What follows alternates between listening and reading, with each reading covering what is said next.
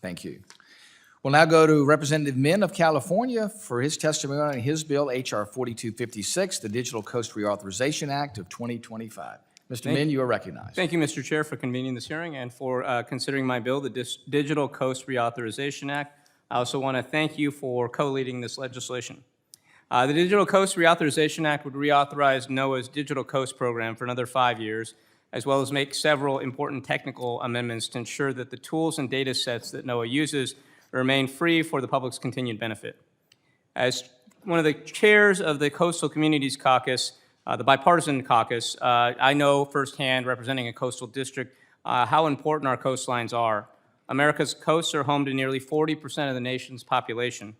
Coastal economies produce over $10 trillion with a T in goods and services every year, employing nearly 55 million people and powering a wide range of critical industries, including commercial fishing, maritime commerce, and outdoor recreation and tourism. Our coastlines and beaches are a treasured part of America's cultural identity for a reason, which is why California and other states have enshrined access to the coast as a basic right in our communities. Now, and in our constitutions. I know that when I talk to people from outside of the coastal areas in California, they all consider our beaches and coastlines their own. It's an important part of our identity. But coastal cities face many complex and costly challenges that have made it increasingly difficult to plan for the future, including storms, flooding, and wildfire. Coastal erosion poses an increasingly existential threat, erasing shorelines and potentially causing coastal bluffs and homes to subside and crumble into the ocean, expected to contribute nearly $500 million in property damage every year. In Orange County, which I represent, a study by the U.S. Geological Survey found that up to 2/3 of our region's beaches could disappear this century. Now, NOAA's Digital Coast exists because coastal communities cannot navigate these challenges on our own. Digital Coast compiles hundreds of data sets on coastal hazards, from high-resolution satellite imagery to economic impacts, and provides them to the public for free. It also hosts interactive tools and user-friendly trainings to help translate these data sets into real-world strategies. Digital Coast has helped technicians monitor stormwater runoff, mitigate flooding hazards. It's helped local governments map out future risks to coastal infrastructure and housing. It's helped emergency planners design evacuation routes for natural disasters, and it's helped average citizens who want to know more about the shorelines in their communities.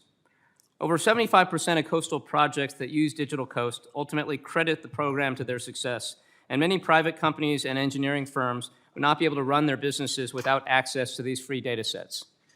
The program delivers a substantial return on taxpayer dollars. Over the next 15 years, NOAA predicts that Digital Coast will produce over a 400% return and sustain hundreds of high-tech jobs throughout the country. Digital Coast has been a hallmark example of federal and local partnership. The program produces valuable data incorporated in state and local emergency planning, including preparations for catastrophic scenarios like storms and tsunamis. For example, the California Geographical Survey uses LiDAR data from Digital Coast for its seismic hazards program and tsunami unit, which it uses to generate tsunami models, identify hazardous areas, and develop new tools to aid disaster response. In my district, Digital Coast data sets are helping the University of California, Irvine build safer and more flood-resistant communities. Land cover and elevation data sets are helping pilot coastal flood risks in Orange County, as well as sites around the country. And according to UC Irvine, this research would be far more difficult and costly without Digital Coast. So, Mr. Chair, I would, with that, like to ask unanimous consent to enter into the record several letters of support for the Digital Coast Reauthorization Act, including from Orange County Coastkeeper, Surfrider Foundation, and the Digital Coast Partnership Coalition. Without objection. I would also like to ask unanimous consent to enter into the record a letter from Cal OES, California's Emergency Preparedness Office, summarizing just how Digital Coast has helped improve disaster awareness and response in the state. Also without objection. Thank you. I'm proud to lead this bill with strong bipartisan coalitions, and want to again thank you, Mr. Chair, for your co-leading and for your leadership on this issue, as well as Subcommittee Vice Chair Mike Ezel, Congress members Sarah Elfreth, Jen Higgins, and Ameda Radowagen for co-sponsoring. I'd like to also thank Chair Westerman and Ranking Member Huffman and their teams for their support in getting this bill included in today's hearing. This is a strong bill with bipartisan support, and I would respectfully ask for your support on it. Thanks very much. I thank the gentleman from California for his leadership.